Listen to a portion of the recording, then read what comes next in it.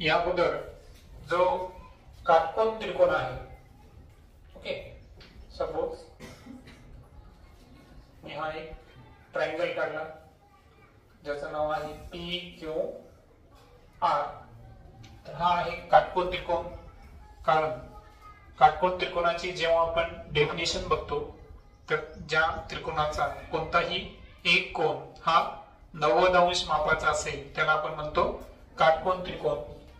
आणि या काटकोन त्रिकोण संदर्भात आपल्याला माहिती आहे की ही जी खालची बाजू आहे ही काय असते, पाया, ज्याला इंग्रजीमध्ये आपण बेस म्हणतो. त्यानंतर ही काटकोन त्रिकोणाची काय आहे, उंची. आणि पी आर हा काटकोन त्रिकोणाचा काय आहे, कर्ण. अर्थातच त्याला म्हणतो आपण हायपोटेनस.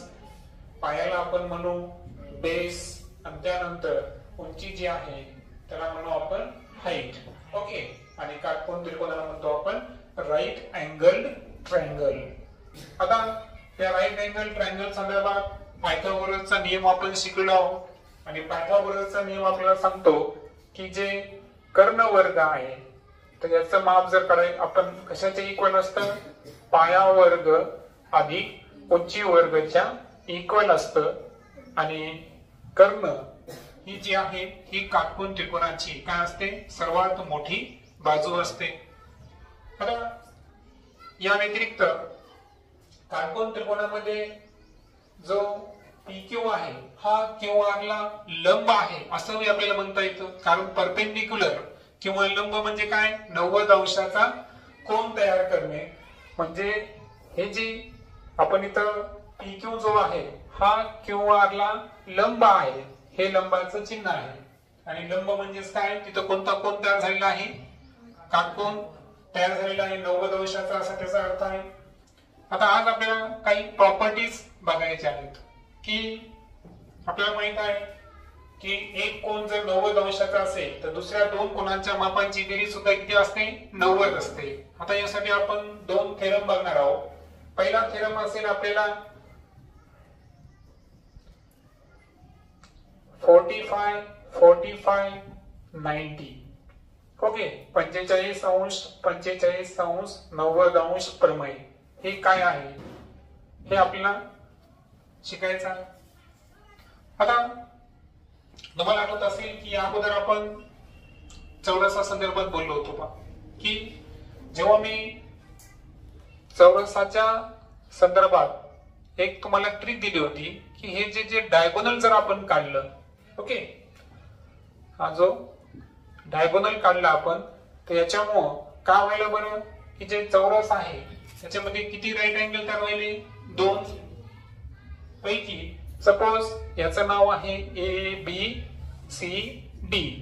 आता आपण त्रिकोण ADC बद्दल सध्या आपण बोलू. तर त्यावेळेस मी तुम्हाला सांगितलं होतं की चौरसाच्या सर्व बाजू कशा आहेत, सारख्या मापाच्या आहेत. आणि समद्विभुज त्रिकोणाचं वैशिष्ट्य असतं की दोन बाजू जर सारख्या असतील तर संबंधित कोन सुद्धा कशा असतात, एकरूप असतात. आणि त्यामुळं इतर आणि आपण हे पण पाहिलं होतं की जे कर्ण आहेत डायगोनल्स तर हे चौरसाचा कोन काय करतात, दुभागतात. आणि त्यामुळे आपल्याला माहिती आहे की इथं हे जे दोन्ही कोन आहेत हे किती अंशाचे तयार होतात, 45 अंशाचे तयार होतात. आणि त्यावेळेस मी तुम्हाला एक ट्रिक पण दिली होती. काय ट्रिक दिली होती की जर चौरसाची बाजू दोन्ही बाजू कोणत्या मापाचे असतील, X मापाचे असतील, तो जो कर्ण आहे हा कर्ण काय होतो, वर्गमुळात 2x मापाचा असतो. आता आपण असं गृहीत धरू की हा सुद्धा 45 अंशाचा कोन आहे आणि हा सुद्धा किती आहे, 45 अंशाचा कोन आहे. आता एक लक्षात घ्या, या प्रॉपर्टीचा थोडंसं आपण विरुद्ध जाऊ. जर कर्णाचं माप x असेल, कर्णाचं माप काय असेल, x असेल, तर आता सांगा बाजूचं माप किती असेल. हा, मी त्यावेळेस ट्रिक दिली होती वर्गमुळात 2x भागिले 2. आता याला आपण थोडंसं काय करू माहितीये का, वरचे वर्गमुळात 2 ऍज इट इज लिहू. ठीक आहे. खाली जे 2 आहे त्याला आपल्याला असं लिहिता येते का? हा, 2 ही संख्या आहे, तिला आपल्याला वर्गमुळात 2 गुणिले वर्गमुळात 2 असं लिहिता येतं. मग आता वर्गमुळात 2 काय झाले? कटले. मग वरी काय नाही म्हणजे काय राहिला शिल्लक? 1. छेदामध्ये काय राहिला? वर्गमुळात 2. आणि x कोण आहे? कर्ण. काय आहे? कर्ण. म्हणजे 1 छेद वर्गमुळात 2 गुणिले काय आला? कर्ण आला. आता हे कोणाचं माप आलं? बाजूचं माप. आता हे कोणत्या बाजू घेतल्या आपण? 45 अंश 45 अंश. म्हणजे 45 अंश कोणासमोरची बाजू तुम्ही QR घ्या किंवा दुसरा जो 45 अंशाचा कोण आहे त्याच्या समोरची बाजू कोणती आहे? PQ घ्या. या दोन्ही बाजूचं माप कर्णाच्या किती आलं?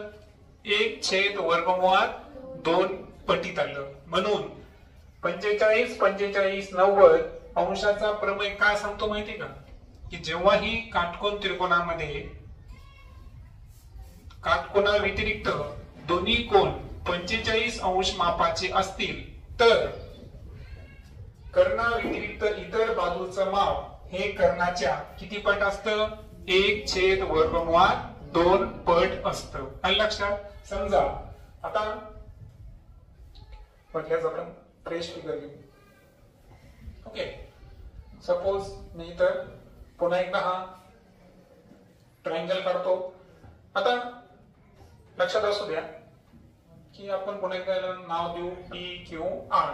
आता कर्णाचं माप x च्या ऐवजी मी काय घेत आहे?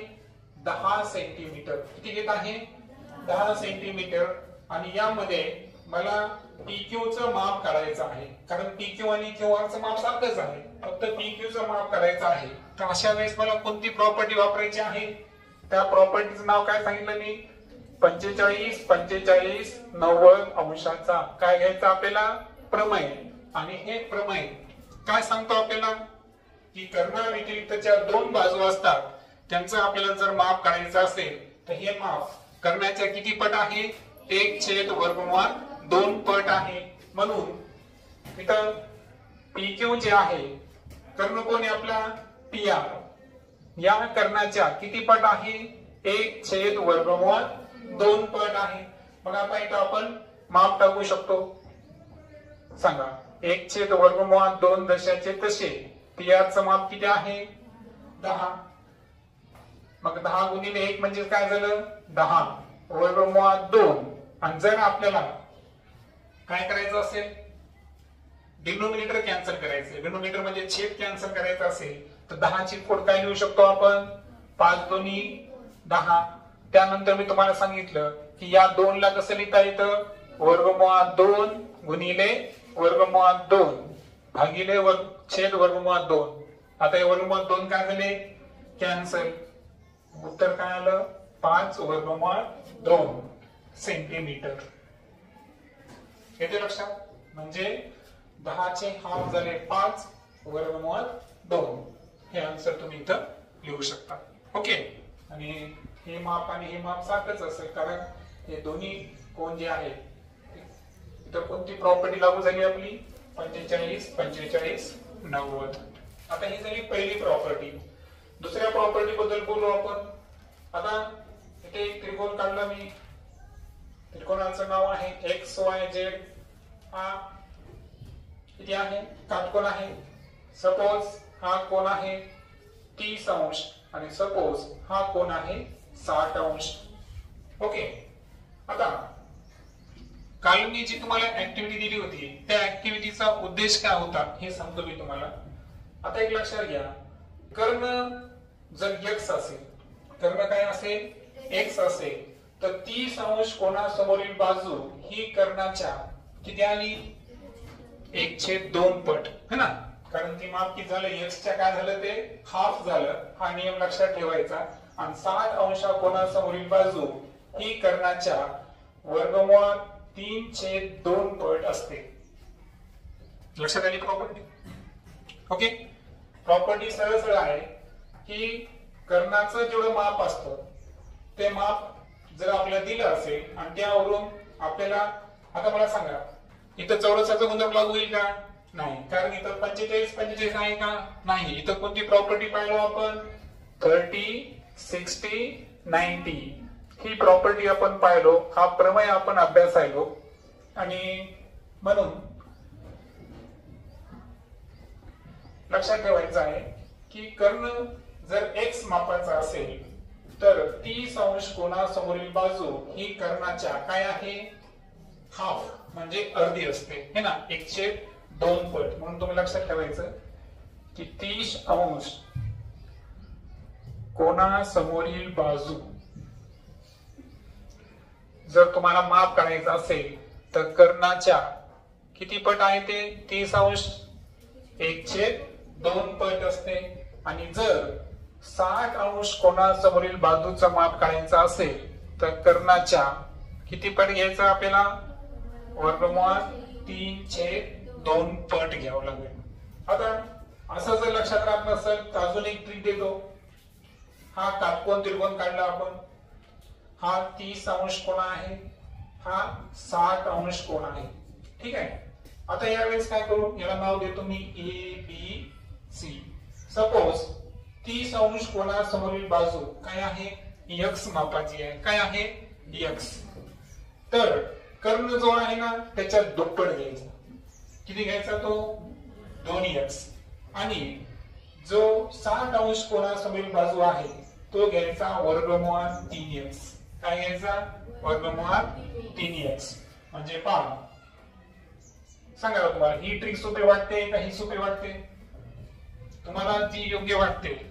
ही एक ट्रिक दिली मी तुम्हाला. पहिल्या ट्रिक मध्ये काय केलं आपण, कर्णाला x मानलं. कर्ण जर x असेल तर 30 अंश कोनासमोरील बाजू कर्णाच्या किती आली, 1/2. आणि 60 अंश कोनासमोरील बाजू कर्णाच्या किती पट आली, वर्गमूळ 3/2. ही झाली पहिली ट्रिक. दुसरी ट्रिक काय आहे की आता 30 अंश कोनासमोरील बाजूपेक्षा कर्ण कसा असतो, दुप्पट. लक्षात आलं, 30 अंश कोनासमोरील बाजू ही 30 अंश कोनासमोरील बाजूच्या दुप्पट काय आहे, कर्ण. आणि 30 अंश कोनासमोरील बाजूची तुलनेत जर 60 अंश कोनाची बाजू धरली तर ती किती पट आहे, वर्गमूळ 3 पट. असं त्याचा अर्थ आहे. म्हणजे याचा जर रेशो पाहिला आपण, पहा इथं काय नाही म्हणजे काय आहे, 1. इथं काय आहे, 2. आणि इथं काय आहे, वर्गमूळ 3. असं त्यांचं गुणोत्तर येतं. यामध्ये 1 ही कोणत्या कोनासमोरील बाजू आहे, 30 अंश. 2 हा काय धरायचा, कर्ण. आणि वर्गमूळ 3 हे काय धरायचा, 60 अंश कोनासमोरील बाजू. आता या संदर्भात एक उदाहरण घेऊ आपण. सपोज मी इथं एक काटकोन त्रिकोण काढला LMN आणि यामध्ये सपोज मी 20 सेंटीमीटरचा काय घेतोय, कर्ण घेत आहे. त्यानंतर हा कोन मी 30 अंशाचा आणि हा 60 अंशाचा घेतला.